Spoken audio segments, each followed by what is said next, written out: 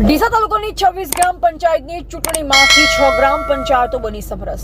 મોરથલ ગોડિયામાં યુવા અને શિક્ષિત સરપંચ સહિત આખી ટીમ બિનહરીફ ચૂંટાઈ। ડીસા તાલુકામાં ગ્રામ પંચાયતની ચૂંટણીના માહોલ વચ્ચે 26 ગ્રામ પંચાયતમાંથી 6 ગ્રામ પંચાયતો સમરસ બની છે, જે પૈકી મોરથલ ગોડિયા ગ્રામ પંચાયતે અનોખી પહેલ દર્શાવી છે। અહીં સરપંચ અને ડેપ્યુટી સરપંચ સહિત તમામ સભ્યો બિનહરીફ ચૂંટાયા છે, જે કારણે ગામમાં આનંદ અને ઉત્સાહનો માહોલ છવાઈ ગયો છે। ડીસાના ધારાસભ્ય પ્રવીણ માળી દ્વારા ગ્રામ પંચાયતોને સમરસ બનાવવા માટે કરવામાં આવેલ અપીલને ગ્રામજનોએ સકારાત્મક પ્રતિસાદ આપ્યો છે।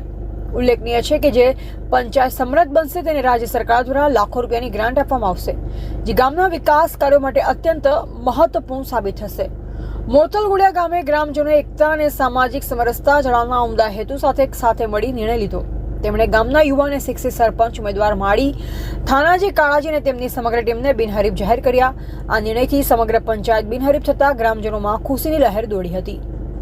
નવનિયુક્ત સરપંચ માળી, થાનાજીએ ગ્રામજનોએ ફુલહાર પહેરાવી સન્માનિત કર્યા। આ પ્રસંગે નવનિયુક્ત સરપંચ થાનાજી, કાળાજી માળીએ ગ્રામ લોકોને ખાતરી આપી કે રાજ્ય સરકારમાંથી આવતી તમામ ગ્રાન્ટનો યોગ્ય ઉપયોગ ગ્રામની પ્રાથમિક સુવિધા અને દરેક વિકાસ કાર્યમાં કરવામાં આવશે। મોરથલ ગોડિયા ગ્રામ પંચાયતના બિનહરીફ થવાથી ગામમાં ખુશીનો માહોલ છે। આ ઘટના ડીસા તાલુકામાં ગ્રામ પંચાયત સ્તરે એકતા અને સહયોગનું ઉત્તમ ઉદાહરણ પૂરું પાડે છે। એવા પ્રકાશ ભારતી ગોસ્વામી, ભારતની અસ્મિતા, બનાસકાંઠા। મારું નામ માળી, થાનાજી, કાળાજી છે। મોરથલ ગોડિયા ગ્રુપ ગ્રામ પંચાયત છે। તમામ ગ્રામજનો મને બિનહરીફ કરેલ છે, તો ગ્રામજનોનો હું હૃદયના ઉમળકાથી ખૂબ આભાર માનું છું અને મને 5 વર્ષ સારા કામો કરું કે હું એમને ગ્રામજનોને સાક્ષી આપું છું કે સારા કામો કરીશ, જે તે સરકાર તરફથી મળશે સહાય એ ગામની અંદર પૂરો સહાય કરીશ। રસ્તા, પાણી, બધી વ્યવસ્થા સારી રીતે ગામવાળા જે મને બિનહરીફ જે આપેલી છે એ રીતે એમનો વિશ્વાસના કામો હું પૂરા કરીશ। हमारे गाम मोरथल गोड़िया ग्राम पंचायत थानाजी, काळाजी सरपंच बनाया, मैंने डेप्यूटी सरपंच बनाया जे समरस અને ગામનો મોટો બહુ આભાર। અને અમારે જે બનશે સરકારી સહાય આવશે એ અમે મદદ જે આપશે એ અમે કરવા સંમત છીએ, આખી કમિટી અને અમારે ગામવાળાનો મોટો આભાર। ભારત માતા કી જય।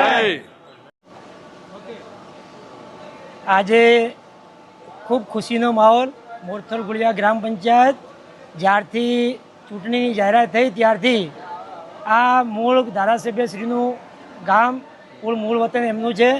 એમની એક લાગણી હતી કે ભાઈ આ મારું ગામ સમરસ થાય અને ગામ લોકો બધે દરેક સમાજ સમરસ કરે અને સંપીનો રહે અને કંઈ વિખવાદ ઊભો ના થાય। આ ચૂંટણી થવામાં ઘણા બધા સામાજિક અને વ્યવહારિક પ્રસંગોમાં પણ ઘણી બધી તકલીફો પડતી હોય છે, તો ધારાસભ્યની વાતને અમારે દરેક ગામના લોકોએ, દરેક સમાજે એક ઝુંબેશની જેમ ઉપાડી અને એક નક્કી કરીને બેઠા કે ભાઈ આ ગામ 100% સમરસ થવું જોઈએ।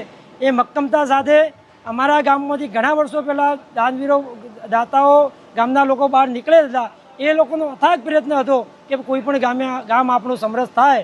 એ રીતે સમરસ આજે અમે સમરસમાં સરપંચશ્રી તરીકે થાનાજી, કાળાજી માળી અને ડેપ્યુટી સરપંચ તરીકે કેરાજી, લાલાજી રબારી એમના પુત્ર વધુને ડેપ્યુટી સરપંચ તરીકે અને દરેક સભ્યો બિનહરીફ અમે કરી અને ખૂબ ખુશીનો માહોલ આજે અમારા મને ગર્વની વાત છે। અને બીજું કે અમારા ગામમાંથી ઘણા વર્ષો પહેલાં ધંધાકીય સંબંધો માટે મોટા વેપારીઓ બહાર ગયેલા હતા, એ લોકોએ ગામ પ્રત્યેની લાગણી કરી અને ખૂબ મોટા પ્રમાણમાં ઉત્સાહથી સમરસ થાય એ માટે ખૂબ ઘણો પ્રમાણમાં ફાળો આપ્યો છે। એમાં મોટો ફાળો રમેશભાઈ સોમનાથ ગ્રુપ, રમેશભાઈ ભુરાજી પરમાર સોમનાથ ગ્રુપ જે નામ પડે છે, એમને ગામ સમરસ માટે શરૂઆતથી કીધું હતું ગમે તે સમરસ થાય એને 5,01,000 રૂપિયા ગામના વિકાસ માટે મારા તરફથી હું આપીશ।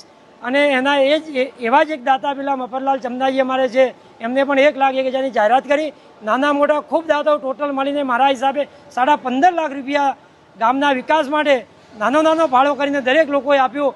એમનો અમે તહે દિલથી આખું ગામ, દરેક સમાજના દરેક લોકો અમે ખૂબ ગર્વથી એમનું સ્વાગત કરીએ છીએ, એમનું અભિવાદન કરીએ છીએ અને એમનો ખૂબ આભાર માનીએ છીએ। Thank you. ભારત માતા કી જય।